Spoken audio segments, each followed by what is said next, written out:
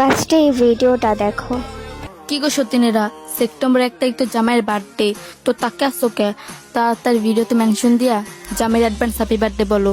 Advance happy birthday জামাই। যারা যারা এই ভিডিওগুলো বানাইছে তাদের উদ্দেশ্যে আমার একটা কথা আছে, শুননা তো। আমি দেখলাম যে বেশিরভাগ আর্মিরাই শুধু জাংকুকরে উইশ করতেছে।